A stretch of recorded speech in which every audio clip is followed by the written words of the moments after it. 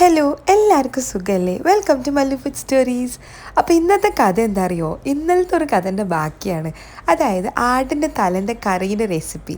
ഞാനിങ്ങനെ വിചാരിച്ചത് എന്തെന്ന് വെച്ച് കഴിഞ്ഞാൽ, ബ്രെയിൻ ആണെങ്കിൽ വേഗം ഉണ്ടാക്കാമല്ലോ, പ്രശ്നമൊന്നുമില്ല വിചാരിച്ചിട്ടാണ് ബ്രെയിൻ ഓർഡർ ചെയ്ത്. എൻ്റെ ഹസ്ബൻഡിന് ബ്രെയിന് ഭയങ്കര ഇഷ്ടമാണ്. പക്ഷേ എനിക്ക് അബദ്ധം പറ്റി, ഓർഡർ ചെയ്യുമ്പോൾ തല ആയിപ്പോയി. പക്ഷെ രണ്ടും കൽപ്പിച്ച് ഫ്രണ്ട്സിനോടൊക്കെ റെസിപ്പിയൊക്കെ ചോദിച്ച് ഞാൻ ഉണ്ടാക്കാൻ വിചാരിച്ചു കേട്ടോ. ഫസ്റ്റ് ടൈം ഉണ്ടാക്കുന്നതുകൊണ്ടൊരു ടെൻഷനായിരുന്നു. പക്ഷേ ഉണ്ടാക്കാത്തത് ഉണ്ടാക്കുമ്പോഴാണല്ലോ കുറച്ചും കൂടി ഹരം. എങ്ങനെ? അതിലേക്ക് വലിയുള്ളി ചെറുതായിട്ട് അരിഞ്ഞത് ഇട്ടു. ഏറ്റവും ടേസ്റ്റ് ചെറിയുള്ളിയാണ്. പക്ഷേ ചെറിയുള്ളി ഉണ്ടായിട്ടില്ല കേട്ടോ. ചെറിയുള്ളി ഇട്ട് കഴിഞ്ഞാൽ കുറച്ചും കൂടി ടേസ്റ്റ് കൂടും. അല്ലെങ്കിൽ പകുതി വലിയുള്ളിയും പകുതി ചെറിയുള്ളി ഇട്ടാൽ മതി. അതൊന്ന് വഴന്ന് വരുമ്പോൾ ഇഞ്ചി വെളുത്തുള്ളി പേസ്റ്റ് ഇടുക, കുറച്ച് മഞ്ഞൾപ്പൊടി ഇടുക. പിന്നെ ഇതിൻ്റെ പ്രത്യേകത, ഇതിൽ മുളക് പൊടി ഇടുന്നില്ല കേട്ടോ. പിന്നെ മല്ലിപ്പൊടി 3 ടേബിൾ സ്പൂൺ മല്ലിപ്പൊടി ഇടുക. അത് 1/4 ടീസ്പൂൺ മഞ്ഞൾപ്പൊടിയും 3 ടേബിൾ സ്പൂൺ മല്ലിപ്പൊടി ഇട്ടിട്ട് നന്നായിട്ട് വഴറ്റിയെടുക്കുക. മല്ലിപ്പൊടീൻ്റെ ആ ഒരു പച്ച മണം മാറുന്നവരെ വഴറ്റിയെടുക്കണം കേട്ടോ. അത് നന്നായിട്ട് വഴന്ന് വന്നു കഴിഞ്ഞാൽ ഒരു 5 or 6 പച്ചമുളക്, ഇവിടെ കുറച്ച് എരിവ് കൂടുതൽ ഇഷ്ടമായതുകൊണ്ട് ഒരു 8 പച്ചമുളക് ചതച്ചിട്ടിട്ടുണ്ട്. അത് നന്നായിട്ട് വഴറ്റിയെടുക്കുക. ആ വഴന്ന് വരുന്ന സമയത്ത് തന്നെ അതിൻ്റെ ആ ഒരു ഫ്ലേവറൊക്കെ ഇറങ്ങുമല്ലോ. പിന്നെ അതിലേക്ക് ഒരു 2 ടീസ്പൂൺ കുരുമുളക് പൊടി, കുരുമുളകിൻ്റെ ഫ്ലേവറും കൂടി ഇട്ടിട്ടാണ് ടേസ്റ്റ്.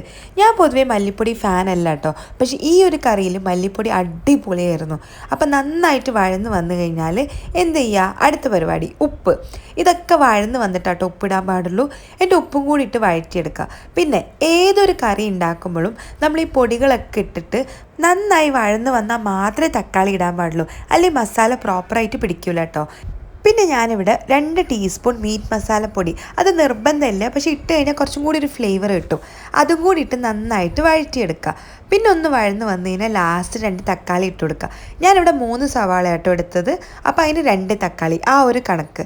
ഇത് തക്കാളി ഇട്ടിട്ട് നന്നായിട്ട് വഴറ്റിയെടുക്കുക. നന്നായി വഴന്ന് ഒന്നൊന്ന് അതിൻ്റെ തക്കാളിയൊക്കെ നന്നായിട്ടൊന്ന് കുഴമ്പ് രൂപമാകുമ്പോഴേക്കും എന്ത് ചെയ്യുക? വന്നു നമ്മളെ നടൻ ആടിൻ്റെ തല. ഈ തല കാണുമ്പോൾ ടെൻഷനുണ്ട്. പിന്നെ കുക്കർ കുറച്ചും കൂടി വലുത് എപ്പോഴും എടുക്കാൻ സൂക്ഷിക്കുക കേട്ടോ, കാരണം ഈ തല കുറച്ച് വലുതാണല്ലോ. അപ്പോൾ മാക്സിമം എനിക്ക് പറ്റാവുന്ന രീതിയിൽ അതിനെ ക്ലീനാക്കി വെച്ചിട്ടുണ്ട്. പിന്നെന്ത് ചെയ്യുക? ആ മസാല കംപ്ലീറ്റ് തലയിൽ കൂടെ അങ്ങ് ഇട്ട് കൊടുക്കുക. ഈ തലക്കറി പറയുന്നതില്ലേ, നമ്മുടെ തലശ്ശേരി കണ്ണൂരുകാർക്ക് കല്യാണം കഴിഞ്ഞ് പിറ്റേ ദിവസം രാവിലെ ബ്രേക്ക്ഫാസ്റ്റിന് തലക്കറിയാണ് കൊടുക്കുക. പിറ്റേ ദിവസമാണോ അതിൻ്റെ പിറ്റേന്നാണോ രാത്രിയാണോ എന്ന് എനിക്ക് ഓർമ്മയില്ല. എന്തായാലും പുതിയാപ്പിള സൽക്കാരത്തിന് തലക്കറി കമ്പൽസറി ആണ്, അതെനിക്കറിയാം. അപ്പോൾ ഇത് കംപ്ലീറ്റ് ആയിട്ട് ഇട്ടെടുത്ത് കഴിഞ്ഞിട്ട് നല്ലോണം വെള്ളം ഒഴിക്കുക. കാരണം വെച്ചാൽ നന്നായിട്ട് വെന്ത് കിട്ടണം. വെള്ളം ഒഴിച്ച് ഒരു 5 or 6 വിസിലാണ് പറഞ്ഞത്, ഞാനൊരു 8 വിസിലാക്കിന് കേട്ടോ.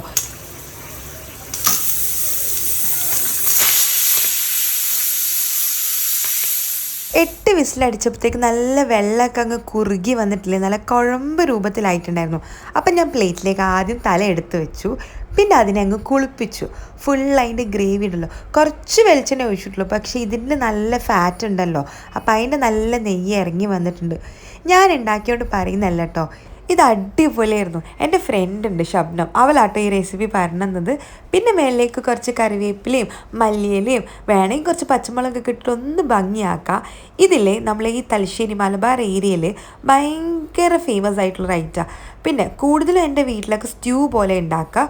കുറച്ച് ആൾക്കാർ മാത്രമേ ഇങ്ങനത്തെ കറി വെക്കാറുള്ളൂ. എങ്ങനെയായാലും ഒരു പാർട്ടിക്ക് നടുക്കൊരു ആടിൻ്റെ തല, അതൊരു ഗമയാണ്. പക്ഷെ ബ്രെയിന് കിട്ടിയിട്ടില്ല എന്നുള്ളൊരു സങ്കടം ഇല്ല കേട്ടോ, കാരണം ഈ തല അങ്ങ് പൊളിച്ചതിന് നടുക്ക് ബ്രെയിൻ ആയിരിക്കും. അപ്പോൾ ഇതിങ്ങനെ കുത്തനൊക്കെ വെച്ച് അങ്ങനെയൊക്കെ വെച്ച് നോക്കി. പിന്നില്ലേ ഈ സെയിം മസാല വെച്ചിട്ട് നിങ്ങൾക്കില്ലേ ലിവറോ എങ്ങനെ വേണമെങ്കിലും ഉണ്ടാക്കുക. ഈ തലവെണ്ണ വേണമെന്നില്ല, നല്ല അടിപൊളി മസാലയാണ്.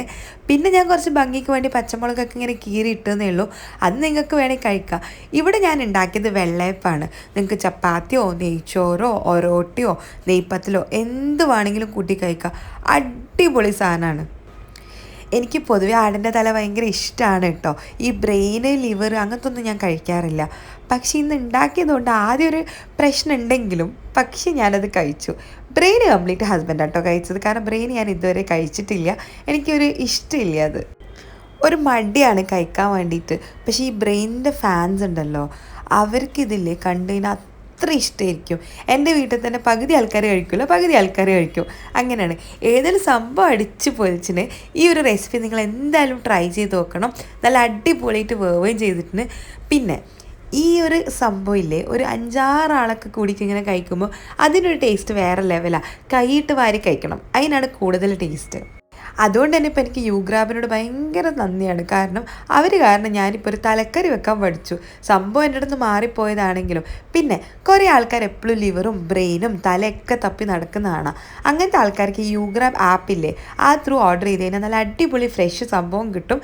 അപ്പോൾ ഇതായിരുന്നു ലാസ്റ്റ് ഫൈനൽ ഔട്ട്പുട്ട്. അപ്പോൾ എന്തായാലും ട്രൈ ചെയ്ത് നോക്കുക. ഇതേപോലത്തെ വീഡിയോസിന് always follow my life with stories.